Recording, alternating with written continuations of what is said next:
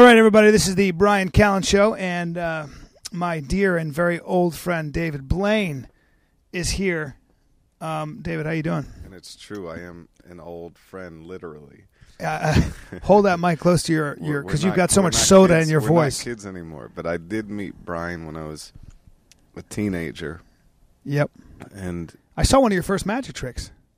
Didn't I? I mean, sort of. No, but you saw me do my first performance. Right, I saw your first sort of performance. Yeah, when I was trying to figure out what magic was to me and what it meant, and the reason you've been so important in my life is because as a teenager, you were a little older than me, and you recommended so many incredible books, and you told me about so many extraordinary people, and you opened my eyes in so many ways. And one of the best quotes you ever said to me, and I think I was 18 when you said this, and it was very important to me because I grew up pretty much with just my mother. She did get remarried, but my mother was the main figure in my life. Mm-hmm. And so I always felt like a kid with a mother who just let him do, even though she also led me in the right way and had me reading books since I was a little boy. But I didn't have a father figure, and you had such a great father figure, and you would tell me some of the quotes that he gave to you. And one of the quotes that you told me was, always surround yourself with people that are going to help you grow. And you said that at the right age, because I was just, trying to figure out who I was and trying to learn as much as I could at that age. And that specific quote reminded me that it is important to spend time trying to learn and trying to grow and trying to hold the mic close. Hold the mic close, yeah. Yeah. Well, that's kind of what I appreciate that compliment, but I will say that you also had the wherewithal to be hungry and to be curious. And one of the things that I'd love to take credit for some of your success, but the truth is, in my opinion, having known you from a very early age and watching you develop, you've always been fascinated with the human condition, and more importantly, I think you've always been fascinated with struggle and overcoming adversity and what it takes to be quote unquote great. And great's a big umbrella, but that's always kind of what your reading of Man's Search for Meaning, Viktor Frankl, and those kinds of people. You were always a searcher. Even as a kid, you were fascinated and were able to tell the difference between people of significance and people who were not. I'm not as good at that as you are at all. Why? No, I actually think everybody's important in a way, but even though a lot of people are important, a lot of people tend to go with their impulses or the temptations much more than others, and I fall into that category often. But it's like nice to be reminded that, what we just talked about, that like when the reason you do what you do, or the reason I do what I do, isn't actually a selfish reason. It's that we love to give people something from within us that's very personal, that we've spent a lot of time working on, and that means the world to us. Well, that's something that I've always noticed about you, and I know this to be true in your heart. You've never been motivated by money, and you've never been motivated by fame, and you still are not, and that's a fact. I know, and I tell people this, but I won't say it. We won't get into details. I know for a fact that you've said no to serious money, because you didn't feel like it represented who you were. Well, no, and it was a compromise. I just always feel like it's best to work hard for what I like having to work really hard for things. So I don't like anything that comes too easy. It's always been that way. What do you think your fascination though with Nazi concentration camp survivors? Well, what is your fascination with people that overcome adversity like that, the extremes? I mean, first of all, I'm Jewish. Second of all, my mother lived a very hard life. And, when she suffered with cancer and fought that battle, she was always so optimistic and always so, encouraging. And so it was amazing to me. And I think that really began my obsession with the Holocaust and what people went through. And then I found guys like Viktor Frankl or Primo Levi.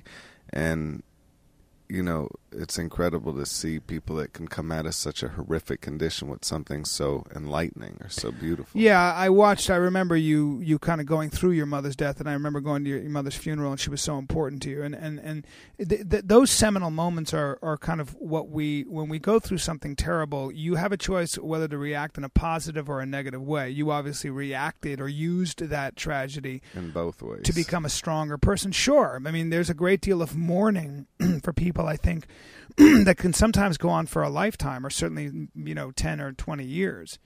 But can you remember seminal funny, moments? By the way, that we're sitting here in a smoke-filled room. I know, because we were just practicing something. We were practicing something, and it smells like lots of smoke. But can you remember the thinkers, the writers, the books that sort of changed everything for you? Yeah, that's an easy question for me. So the first book that my mother gave me when I was about 11 was Siddhartha, which really left an imprint on my brain. Yep. Great book. It was really, really important to me. But I mean, all of the other books that she read to me as a little kid, it started, Shel Silverstein, The Giving Tree, and all of the Dr. Seuss, and, everything that I used to sift through and read. I think, there was a really amazing study that was done. They took 500 kids, I think it was 500, from inner city schools, and they took a bunch of kids that were really terrible math students. They couldn't learn math. They were all pretty much on par, failing everything, and just weren't doing well. So this woman took 500 kids, I believe, split them into 2 equal groups, and gave them the exact same curriculum. I know this study is fascinating. It's amazing, right? So what they did is, from one half of those kids, they would teach 40 minutes a day, 4 days a week, or whatever it was. And the other half, they would teach 10 minutes less per day.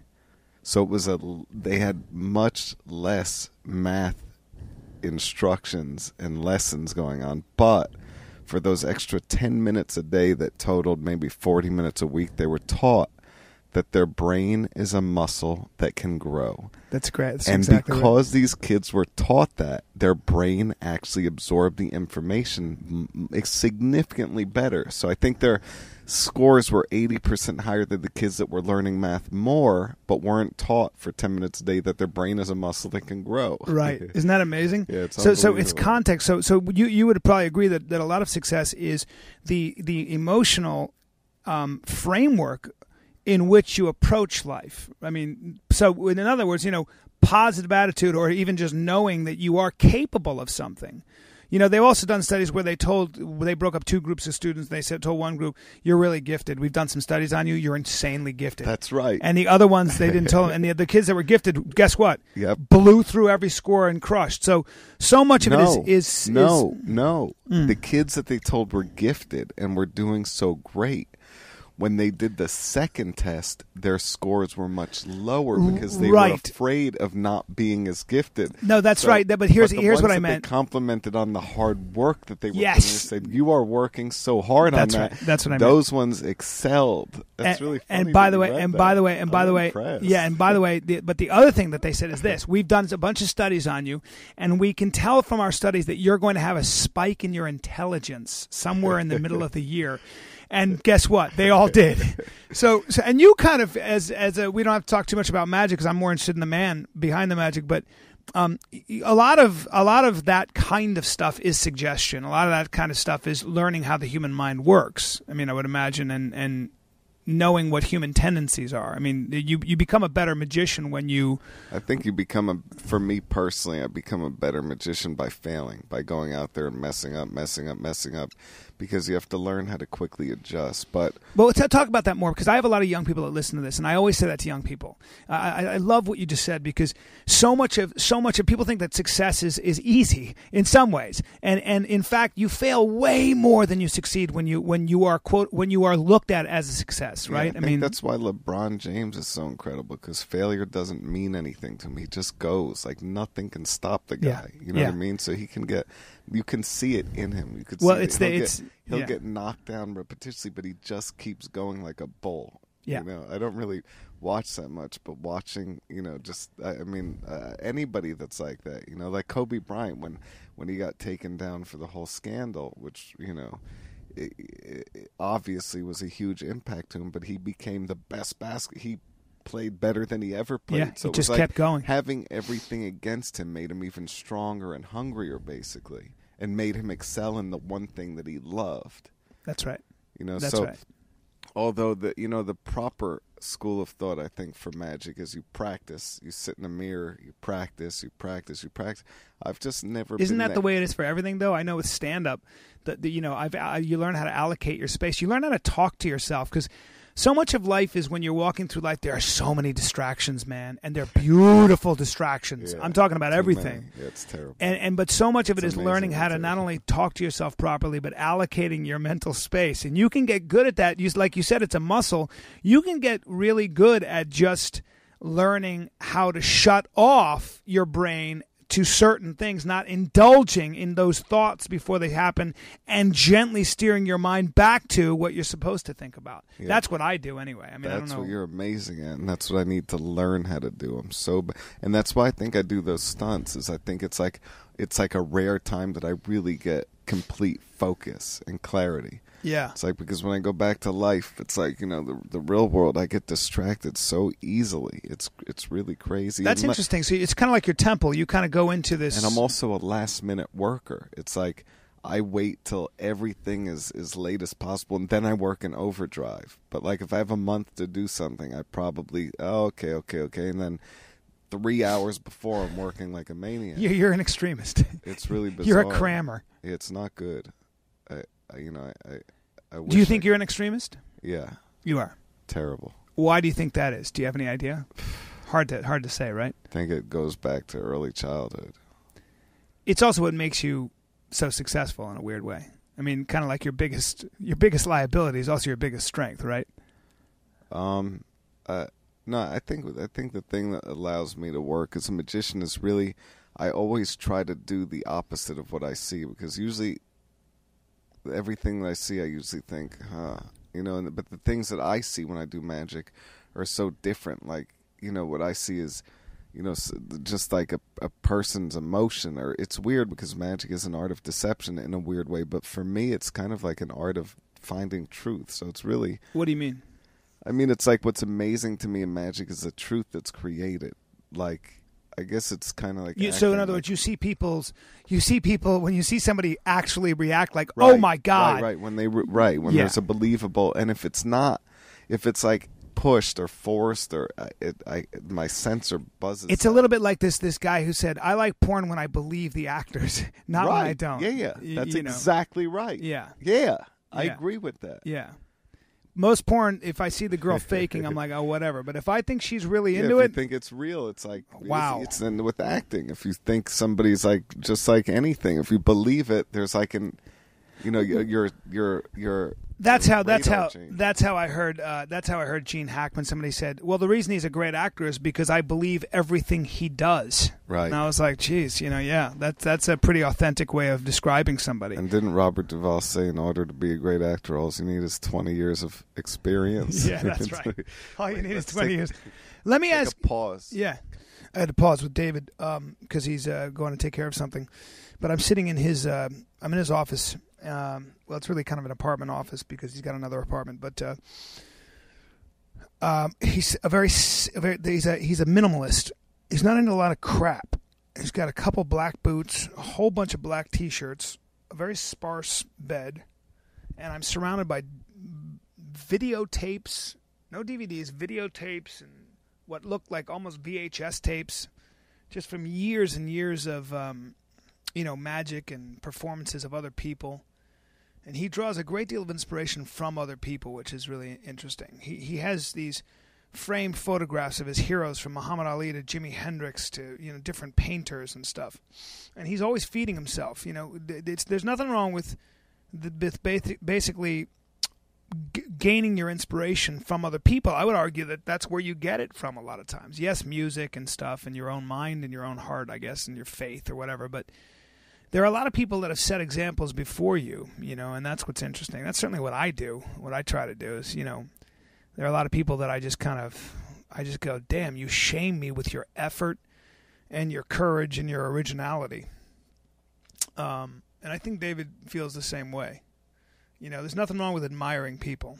You don't have to admire the total person, but admiring, you know, pieces of the person, what they have done, not necessarily the other things they've done, but the central through line of their life. That's what to look at. That's kind of like finding the good in somebody and praising it. That's kind of like the example of there was always like rumors and maybe even a lot of fact to Martin Luther King having had extramarital affairs. Are you going to focus on that? Are you going to focus on the guy that stood up against the hoses, etc., and set the example, and the rest is history? I think I'd rather focus on that. They say Gandhi took a vow of celibacy because his mother died while he was banging another woman behind his wife's back. That's what I hear. I don't know if that's true, but certainly a substantiated rumor. And it's kind of what led him to say, I'm not going to have sex at all anymore. You know, I'm not going to focus on that. I'm going to focus on kind of what he chose to do. And what he chose to do, by the way, the through line between people like Gandhi, Martin Luther King, is they put themselves, their very being, their physical appetites, their being, beneath principle. And that's what's so amazing. Those are the people we actually admire. Those people that say, I am more than my appetites. I'm more than this flesh and blood. I'm more than even my screams of pain. There is something bigger than I am. And that's, I suppose, the ultimate measure of a man, and probably the best way to define a hero. So we'll be back with David Blaine after these brief messages. And by the way, I'm going to be at the Fort Lauderdale Improv June 20th, 21st, 22nd, 23rd. And we're back. There's so much. I watch you prepare for stuff, and there's so much to it, man.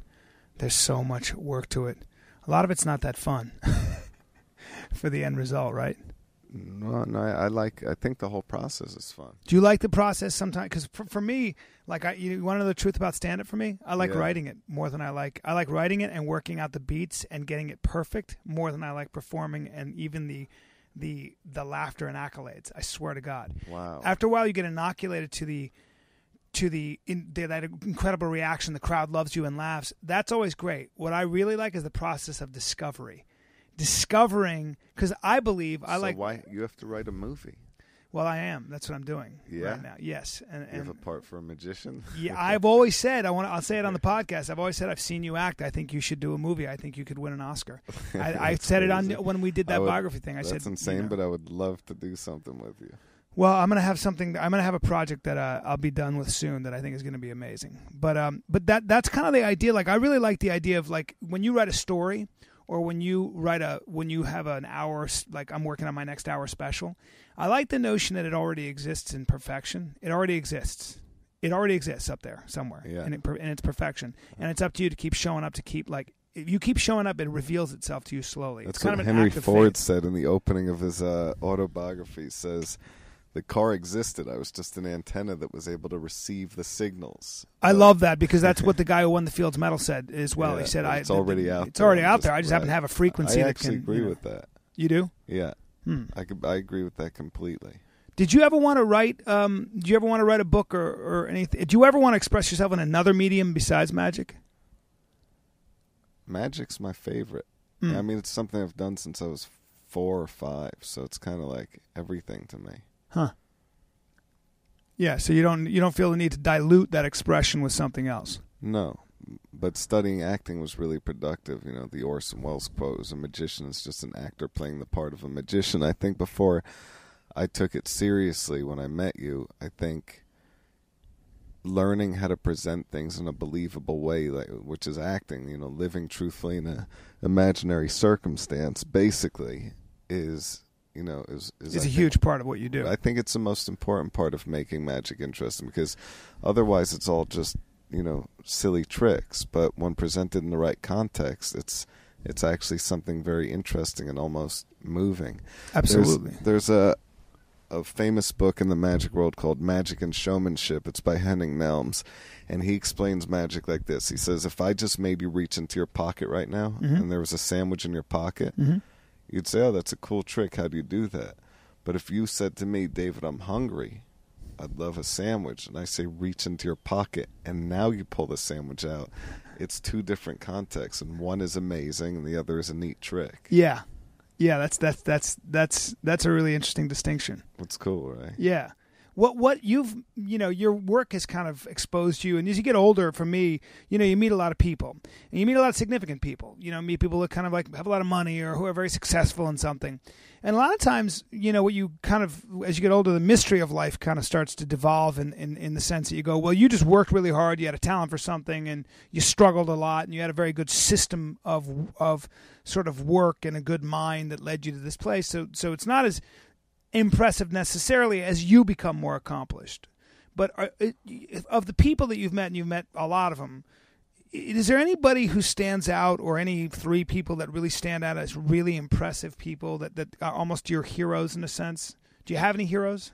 And my mother's my first and foremost hero. Watching her struggle through her cancer? No. Just her whole value on life. I mean, she grew up with a very wealthy family, but left her family at age 18, moved to Brooklyn, and, did everything, taught kids in inner city schools, and really tried to help people. And she, she lived a pretty free life that wasn't revolved around anything materialistic. I think she got sick of it growing up. So she taught me at a young age not to value things that have no real meaning, I was pretty lucky to have a mother like that. But she would, read to me all the time, or take me to museums and just show me things and teach me. And she exposed you to what's out there, what's possible, important. how high the bar was. And she never had any limitations, like anything. She believed everything was possible, basically, but not in a silly way. Is there an artist or someone, a writer, somebody who sets the bar for you, who awes you in their accomplishment, that nags at you, that pushes you to be better, greater? I mean, anytime there's so many people. It's infinite. Any artist that I admire that just worked really hard and hit that chord, whether it's Michael Jackson or Robert De Niro or Woody Allen or Stephen Hawking, or everybody that I read about that I love, and their stories and how they, or Kafka, or Dostoevsky, how they used difficulties or their trials and tribulations to push through and do things that were that shouldn't be possible, or that nobody could do. So yeah, it's that great quote we were talking about with what's his name, who walked the tightrope between the World Trade Center. He said, they said, what do you think? And he said, it's impossible. Now let's get to work. Philippe Petit. Yeah, he's Philippe amazing. Petit. Yeah. He's very generous, too, as an artist, because when I was filming my first show, Street Magic, he was just walking by on the street, and I knew who he was. And he came up to me while I was doing it, and he basically was also a magician. So he helped me do the magic to the crowd, and they went nuts because he challenged me, but while switching cards into play and everything like a fellow magician that's unselfish would do. Wow. And then he just walked off, and the crowd went nuts. Wow. Yeah, and did you knew who he was? I knew who he was. He didn't know me. I was just a young magician. Wow. That's really cool. Yeah, it's amazing. That's amazing. And I went to your house one time, and you had a library of books, some of which were written in Latin on magic. Which I still have. Yeah. You still have. How many of those books have you read or had read to you? Well, yeah, I have the originals in Latin, but then I have the English version, so I actually read them in English. Wow. Yeah, and It'd be really impressive if you read them in Latin. No, but my friend does. But it's difficult, but you can make out some things. But right. No, but yeah, your buddy does. Yeah, Bill. There are very old books on magic that my friend, who has a library, Conjuring Arts Research Center, has translated every single different book, so anybody has access to it, and it's lots of information. It's pretty incredible. You think that you're going to always do magic? Can you chart and see your life? Magic till I die. Magic. I feel that way about stand-up. Stand-up till I die. Yeah. You know, acting. Stand-up is like that. Just sort of. I even like the travel, and I even like the hotels, and I even like the loneliness. I like it all. Yeah, me too. Yeah. You know, you always feel kind of like at Magic, and I think stand-up in the same way is a very solitary existence in some ways. You know, you're always in your own head coming up with ideas. What's the best angle? What's the best way to do this? You know, what's the best way to kind of awe a crowd, right? I mean, I think stand-up is basically a magic trick. I always say it. I think comedy is surprise. You know, I always tell, comics, don't try to write funny. Try to surprise and shock yourself. And if you do that and you're coming from an honest place, you're going to elicit the same reaction from them. The 3 words that I've written up on my wall right here that I think are the most important words in magic, it's MIB. And those letters stand for, is it meaningful? Is it interesting, and is it believable? So that's kind of like the code to magic for me. Meaningful, interesting, believable. You know what? I think you could apply the same thing to stand-up. I really do. For sure. I mean, first of all, I always say, if you're going to write stand-up, please don't write trying to be funny. First, mind your head and your heart and figure out what you think about. And I always say, ask yourself what you're afraid of. You know how I write? I go, what am I afraid of? Who do I wish I was? And what am I ashamed of? Those are the 3 things I actually work at. My brother's a stand-up comedian in L.A. and he never says hi to me. He's obsessed with you though. He loves you, so I know he's going to be listening. Well, why don't you have him come say hang? If he's your brother, obviously I'm going to take him. I'm going to hang out with him. I would love that. And why don't you call me and tell me, hey, my brother, is around. I'll, if I can do stuff for him.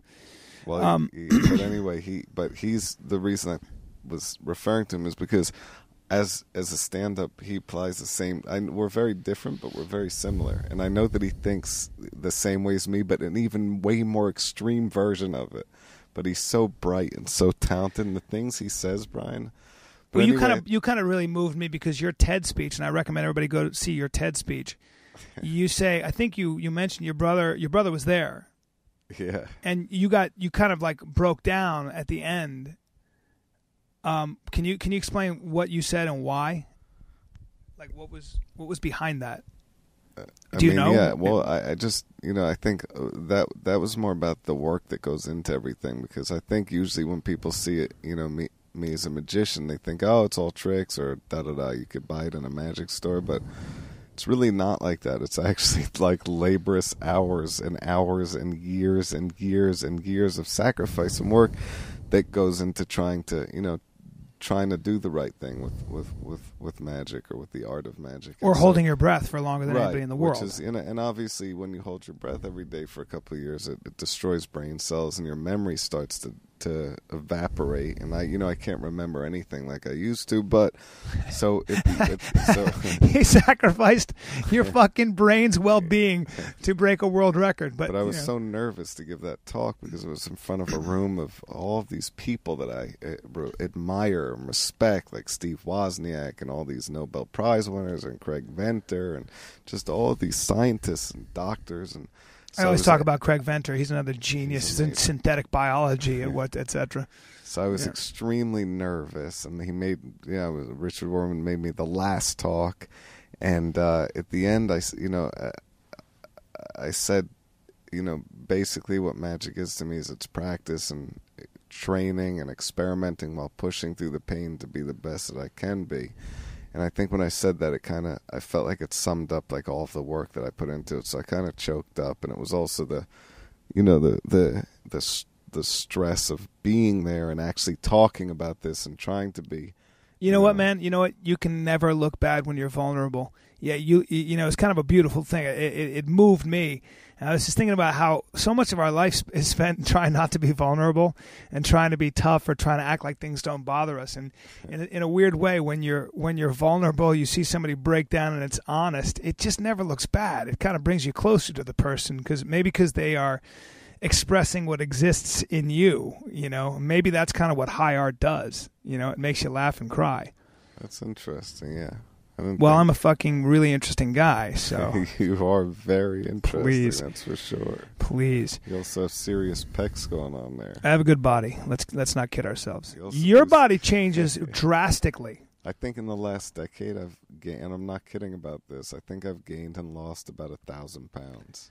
You're such an extremist, and I believe that. Yeah, you can go from just huge and muscular and sick, and then the next 3 months you're just like whatever. You just stop I've gone everything. Into organ failure, and I go through all these crazy things for these things. These stunts. Yeah, everybody close to me, hey, just do the card tricks, but the stunts are basically really, in a weird way, like, I like to try to make them into cool images, but they're really kind of personal as well. So I think it's like a really difficult journey or task that I try to give But how do you keep yourself motivated? How do you talk to yourself when you're going through hunger and thirst and claustrophobia and just isolation? I mean, how do you... I think that's stuff I'm really good at. I was always good at things like that. Even when I was a kid and I got in trouble and they'd say, oh, go stand in the corner, I'd be like, it's easy. What's driving you? Competition? The idea that you can beat your own mind? Or what is it? Do you draw a blank and not talk to yourself? I just like being able to do something that seems really different. So it's weird. It might even be as simple as just numbers. Like when I was holding my breath as a kid, I just wanted to get to 3.5 minutes. So I worked really hard to get there, and I would get to 3:20, 3:22. So it might just be something like I set a goal that I feel I can't do, and then I try to get to it. What's funny about the way you talk is I always ask like successful people what kind of drives them, and everybody has their own motivation. And a lot of times people don't even need to know their motivation. Whatever works for you works. The main thing is that you're doing it. Yeah, I think it's pretty simple like that. Well, I know you got a lot of work to do on this upcoming incredible thing you're going to do. So I'm going to let you go. Well, thank you for being here, Brian. Thank you for 23 years of friendship, my friend. You're one of the special ones, and thank you for doing the Bryan Callen Show. I need a cooler name. And now should we just go cuddle? Let's go cuddle, brother. Let's go cuddle. I want to go eat. I got to go do this thing. I got to shoot something. Thanks, guys, for listening. That's David Blaine, the one and only. Thank you, Brian. You fucking rule.